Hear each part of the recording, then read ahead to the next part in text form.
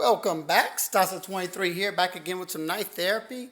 And my buddy JT from JT's Knife Life set up a cool little idea. He took 5 knives, and let me just say they're all really good knives, in the price range of around $40 to $50. And he put them all in a box. And he picked 6 different people that he's friends with, and he's going to see. I was the first one to receive the knives, and what you do is you go through the knives. You got a couple of days to try to decide which knife you want to choose out of the 5 that he sent. Once you've chosen that knife, you also go get a knife from your collection that's $40 to $50 price range. That looks fairly new and in good condition, and you're going to replace it. You replace the knife that you took, you replace it with one of your own. So at the end of all this, JT will either have 5 different knives. He could possibly only have 1 different knife, depending on how this goes. I really hope that he has 5 different knives when it all is said and done. And no matter what, JT's great at coming up with cool ideas. And the other guys that are in this little group is Minnesota Knife Guy, Everyday City Carry, The Lone Ranger, Harbor Master Up, Jeff Jewell, and Machete J. I know all of them are on Instagram, and I'm not sure if every one of them has YouTube or not. I know a lot of them do, and if I'm not already subscribed to them, I definitely will be after I make this video. So let's get into the knives that he sent, and I'm just going to tell you, he sent some good ones, and he does such a great job of, picking out stuff that there's something great to pick out of all these. And let's start with the first one. First one is a CRKT. It's a CRKT RTD. That knife right there. This is a Matthew Lurch design, and as you can see, it comes with their field strip technology. I've always thought Lurch's designs were attractive. They kind of all have that same blade shape. Nice in hand. Like I said, this one is interesting to me because it has the field strip technology. It's riding on Teflon washers. Because of the field strip technology, I guess it just makes it easier. They glue them down so you don't lose them. You have a murdered out blade and scales with the GFN handle scales. Drop point blade of 1.4116. It's a German steel that is similar to 440A. In my testing, I found it to be a little bit better than 440A. So there you go. This is the first one. That is the CRKT. Also, as you can see, it's a collaboration with Ruger Knives. That's the RTD. There you go. That's number 1. Number 2 is one awesome knife, especially for the price point. That is the Tuya Knives Bruiser. You have G10 scales, D2 steel. You have a stainless liner lock, riding on bearings. Super, super duper smooth. And I forgot to mention, you got a deep carry clip on this guy. You have a deep carry clip on this one as well. Awesome action for the price point. If I'm gonna tell you right now, this is probably the knife I would have chosen right off the bat.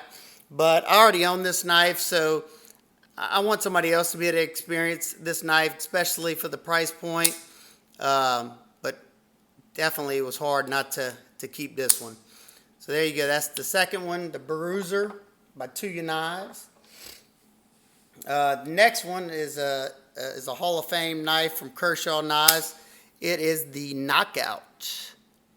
You got aluminum scales, Sandvik steel, 14C28N with that I don't know if it's a DLC, but coated finish on there. They call this one the Knockout because they knocked out a piece of the aluminum frame to put a sub frame lock stainless lock bar in there. Cool, cool. Another deep carry clip. Great action, great ergos. And this is another one that would have been a close second to the Bruiser for me, but I already own this one as well. So there you go. You can see it's faded after a while, and this one has seen some nice use. And the coating has held up rather well. I had to cut into some aluminum can and something else, and it held up very well for what I was cutting. But another awesome knife, and like I said, being that I already own this one, I'll let somebody else be able to enjoy this one. So next one up is the steel wheel Tennant. This one's got D2 steel, coated blade, drop point, G10 scales.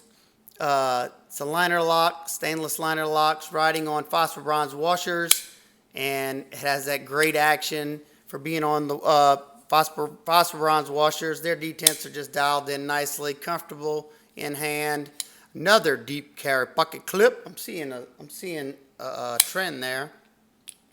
Another awesome knife. That is a steel wheel Tennant. All right, and last and certainly not least is the Boker Lancer. This is the Serge Panchenko design. You got that amazing looking stonewash finish. You have 440C steel with a saber grind on here. Definitely attractive, nice and thin, very lightweight. It's like a sub 3 ounce knife. They have a titanium liner lock. There's your lock up there. This is the only knife out of the bunch that doesn't have a deep carry clip, but that's perfectly fine. You got G10 scales.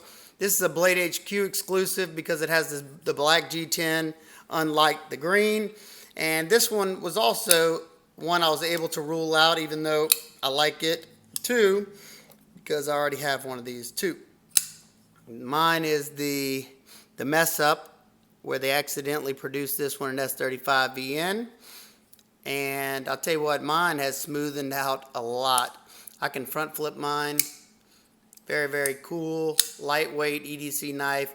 You know, I definitely thought about this one too, but like I said, I'm not going to be greedy and let somebody else experience this knife if they shall choose. So there you go. So this is what I'm dealing with here.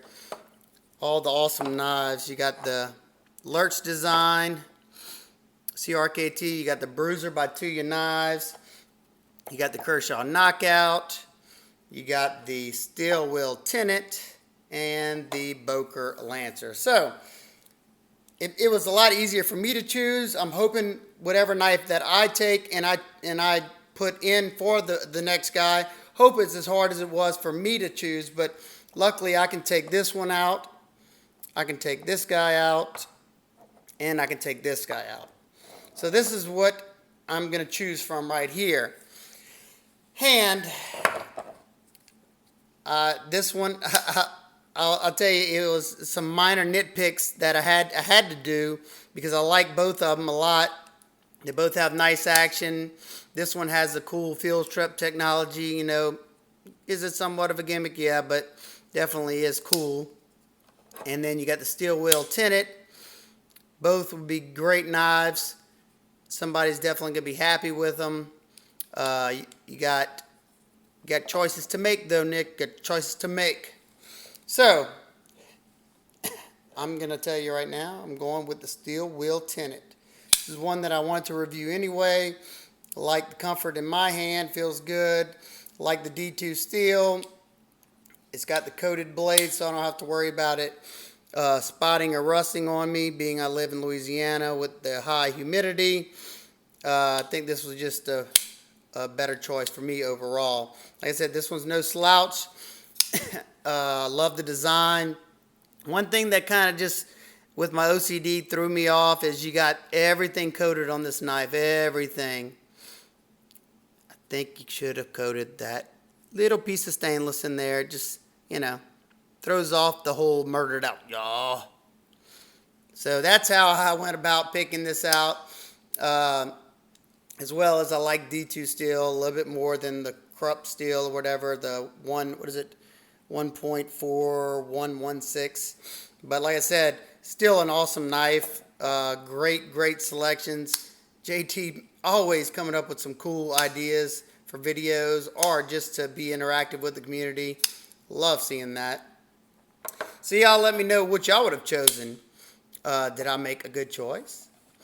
And like I said, it was a lot easier for me being that, I already own these three knives. My Bruiser is out in YouTube land right now. Is going out to some reviewers. So there you go. Like I said, let me know down in the comment section which one you would have chosen. And I hope I can put one in there to make it as hard as it was for me to choose. And I only had to really choose from two, being that I wasn't going to be greedy and take one of the knives that I've already owned. So I definitely can't wait to see what the other guys pick. I can't wait to see the final outcome, to see what JT has in that box at the end. I really hope that every single one of the knives is different, because that would be awesome. JT could experience 5 different knives, and I think it would make for even cooler idea. I don't know. I'm losing my words right now. It's getting late. So there you go. I will try to do some quick first impressions videos on any of the knives that you've seen that I haven't done a video on yet. And other than that, I'm preparing for Blade Show. If this doesn't get posted before Blade Show, y'all should be seeing some videos up on my channel, either in the next week, being that Blade Show's right around the corner. Can't wait. This Friday. But like I said, this video might come out after Blade Show. If it doesn't, please hit me up on Instagram if you want to try to meet up.